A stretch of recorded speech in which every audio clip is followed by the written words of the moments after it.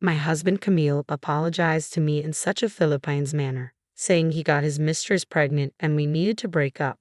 I was dumbfounded, and my affection for him ran out 6 months ago. Is the mistress someone I know? I asked. Yeah, it's Kyra. Remember meeting her again at Alice's wedding reception. Since then, my husband seemed completely unashamed. Alice's wedding was the year before last, so you've been cheating for over a year.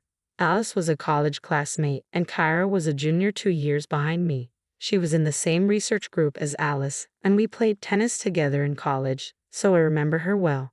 She was nicknamed Little Devil behind her back and was quite famous in a way. Huh. Oh, is that so? Time flies when you get older. My husband just laughed it off. What on earth was he thinking? I can't understand him at all. I'm Viola, 30 years old. I met my husband in the college tennis club despite him being 5 years older at 35. He often showed up as an alumnus who loved happy hours, had lots of friends, and was friendly with everyone. He took great care of freshmen and was kind, but I later realized it was limited to girls after we started dating. I cried many times due to his cheating habits back then, but I loved him and married him right after graduation. But once I started working, I got to know the real him, or rather, his useless side. He frequently appeared in the tennis club's clubhouse, acting all high and mighty with the juniors because he was completely ignored by his peers. The truth was he was so incompetent at his job that he wasn't given any serious responsibilities. Even now, there's no prospect of a raise or promotion. He's just a pretentious good-for-nothing who can't do his job or household chores. I tried various things to change him after we got married, but his refusal to change made me give up. The reason I had to divorce him wasn't just that work was busy and it was a hassle, but also because his parents were good people, a reason that had nothing to do with my husband himself. So look, we need to split up quickly because of the baby coming. You can have this apartment, and I'll leave. That's the end of it, okay? I was taken aback by his careless words and my husband's sly grin. What? No way. Let's part ways cleanly. This is not a good opportunity. As I neared my 40s, I started wanting a child. I had graduated college and started working as a full-time employee. I found myself in a situation where I was earning more than my husband, and my company offered excellent parental and maternity leave benefits. I was ready to start a family, but despite our efforts, it just wasn't happening, and it broke my heart. The love I once felt for my husband had dwindled away, especially after discovering his affair and the news that he got the other woman pregnant. I was determined to cleanly and completely end the relationship. What infuriated me even more was his lack of remorse. Instead of apologizing, he simply voiced his needs and demands. It was evident that it was time to put an end to this unpleasant relationship that had dragged on for years. We would involve a lawyer, ask for compensation, and divide our property. And of course, we would expect something from Kyra as well. However, when I voiced my concerns about the financial aspect, my husband callously suggested that I take on the debt myself since it was his affair that caused the separation. When I glared at him, he relented, admitting that he might need his father's help to cover the expenses. I proceeded with the divorce proceedings and hired a lawyer. Despite multiple calls from my in-laws pleading with me to reconsider, I remained steadfast in my decision. Even my father-in-law broke down in tears, acknowledging that if I left, it would spell the end for him. My mother-in-law begged me to reconsider, expressing her love for me like her own daughter. But even they understood once I laid bare the truth about my husband's constant infidelity and laziness. Finally, they apologized profusely, hanging their heads in shame. They even paid the compensation in a lump sum on behalf of my husband, who had no savings of his own. They made him promise never to ask for their help again and to repay them promptly.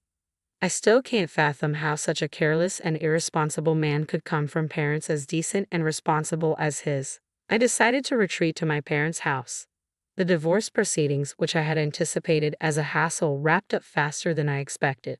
Returning to my recently relocated family home, 6 months flew by. I found myself consumed by work on weekdays and occupied with household chores on weekends, leaving little room to dwell on my ex-husband. Then, out of the blue, my best friend Alice called, seething with anger from the moment she started speaking. Viola, did you know your ex-husband Camille and Kyra? They're living it up in a new high-rise apartment, flaunting their wealth everywhere. Kara even had the audacity to invite me to her baby shower party. The presents alone cost over $100, and there's a $100 participation fee. It's outrageous, isn't it? She exclaimed. I was taken aback by the news. I hadn't realized that Kyra had given birth, let alone why she would reach out to Alice. Both my ex-husband and Kyra were well aware that Alice was my best friend. Why would Kyra even extend an invitation to her, knowing Alice would undoubtedly relay everything to me? When I tentatively mentioned this to Alice, her anger escalated even further. She did it deliberately, Viola. Deliberately. That awful woman had the nerve to tell me she's so happy now, thanks to Viola breaking up with Camille. Can you believe her audacity? She's the worst kind of person. I want to put her in her place somehow. Alice raged. That nickname from our college days resurfaced in my mind. Kara was always known as the little devil, stirring up trouble among seemingly happy couples. Even when relationships were strained because of her involvement, she remained composed, wearing a facade of innocence. If a couple splits up just because someone else shows interest, it wasn't true love to begin with, right? They would have broken up eventually anyway, so what's the harm? She'd say, her words dripping with sugary sweetness, all the while smirking knowingly. I felt a pang of pity for Kyra, realizing she might never have experienced genuine love. Despite this, I knew better than to involve myself with her, so I made the conscious decision to keep my distance, at least for the time being. Kara didn't matter much to me. There was something else that demanded my attention. Alice. There's only one newly constructed high-rise apartment building, right? Have you heard anything about them moving in? I asked Alice, seeking any information she might have.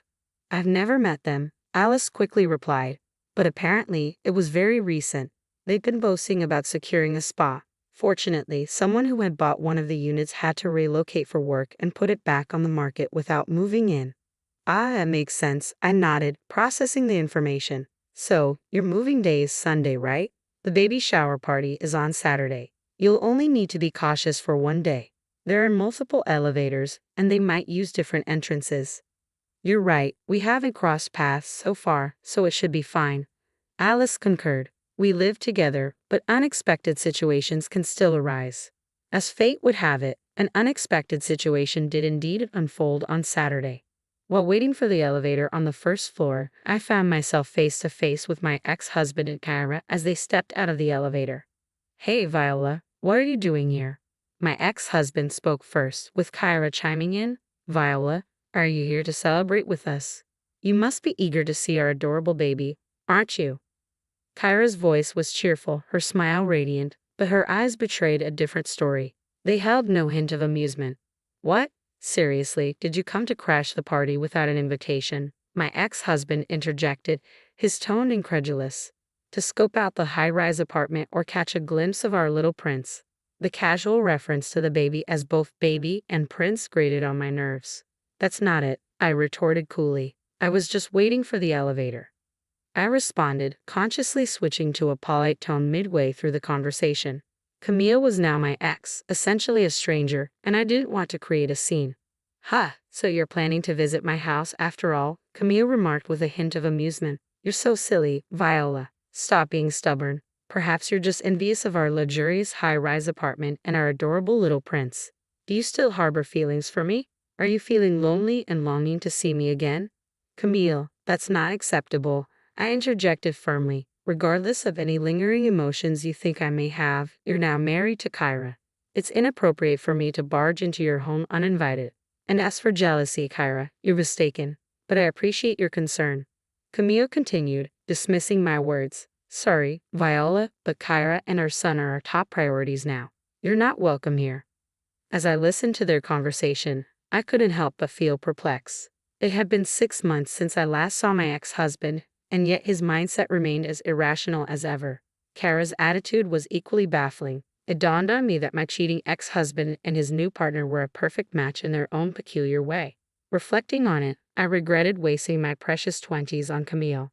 I'm utterly ashamed of my past with Camille, wishing to bury those memories deep in darkness. If only I had ended things sooner, without making excuses, I wouldn't have to endure this nonsense from my ex-husband and his partner. My words seemed to strike a nerve with Camille, who retorted, What's that? You're really lacking charm. Learn from Kyra. Even her jealousy is endearing. She's just given birth, yet she still takes the effort to look stylish for me. Don't you find her admirable? Not at all embarrassed, I replied calmly. I was simply going to the grocery store. I was dressed in a plain white t-shirt and jeans, clean and presentable. That's the problem. I grew tired of your simplicity. Camille snapped. Enough already. We have nothing to do with each other. Just go home. Annoyed by his dismissive tone, I retorted, actually, this is my home. Seeing their disbelief, I had to explain. I've been living with my parents in this high-rise apartment for 6 months now. My father was approached by salespeople when talks of selling the land he owns arose. They suggested that living in a high-rise would be more convenient, especially as he's getting older. While it's not entirely our land, we received a substantial sum from selling it. During negotiations, we were able to move into one of the higher floors for much less than market value. Camille was taken aback. You're landowners with that much money. If I had known, I wouldn't have agreed to the divorce. Give me back the compensation money. There's no need for a property settlement, I replied firmly. The compensation was a result of your affair, and the property settlement was a matter between us as a married couple. As I spoke, I noticed Kyra mumbling to herself, her silence speaking volumes. I caught it. I can't believe Viola is living in a high-rise. I thought I had totally won, Kyra exclaimed, shooting me a glare. But Viola, you don't have a baby or a loving partner, do you? I haven't lost yet. Look, Kyra, I was never competing with you, I replied calmly. In fact, I'm thankful to you for giving me the opportunity to break up with Camille. Oh, and I'm moving out of my house tomorrow, so I don't think we'll see each other again. What? Why? You just moved into a high-rise, they both exclaimed in surprise. I shrugged, explaining, maybe it's a matter of different values. It just wasn't a good fit for my family. I found living in a high-rise unsuitable for hanging laundry outside. There are no balconies on the higher floors for safety, and only some windows can be opened. It wasn't suitable for my mother and me, who preferred drying laundry and bedding in natural sunlight and wind without using a dryer. Plus, the intense sunlight made it too hot even with the air conditioning on. The building also shakes quite a bit during even a magnitude 3 earthquake. It's designed to sway to prevent collapse, and the higher floors shake more. It was terrifying. Most stressful of all was the daily elevator ride. It gets crowded during the morning commute, and it takes time since it stops on each floor. The advertised 3-minute walk from the station felt much longer in the elevator. We were too bothered by the drawbacks unique to high-rise living, so we decided to move to a regular house with a garden. After all, luckily, our apartment sold quickly at almost the same price we bought it for. As I finished explaining, both my ex-husband and Kyra grinned. So we'll never see each other again. So, a high-rise wasn't suitable for commoners like you. It's more suited for an elite celebrity family like mine, Kyra remarked sarcastically. I couldn't comprehend how he arrived at that conclusion, but one thing became abundantly clear. What I grew to despise and ultimately gave up on was that facet of you, pretentiousness without substance and unwillingness to change or exert any effort. I reached my breaking point with you, but it's all right now. You're beyond repair, so goodbye, I repeated, echoing my ex-husband's own words back to him.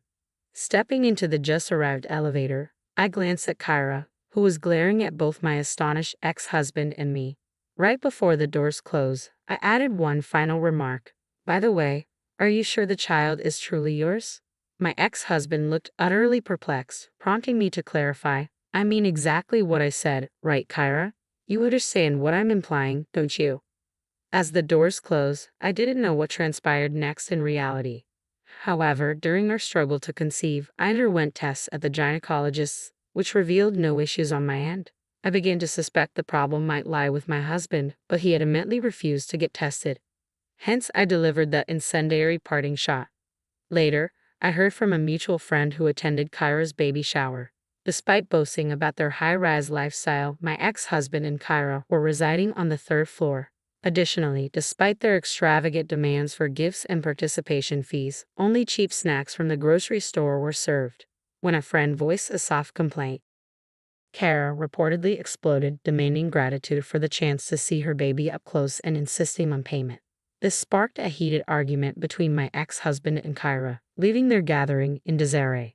Thanks in part to my earlier cryptic remark, it was revealed that my ex-husband and Kyra had moved into a high-rise but were struggling financially, attempting to swindle money from their friends through fabricated reasons.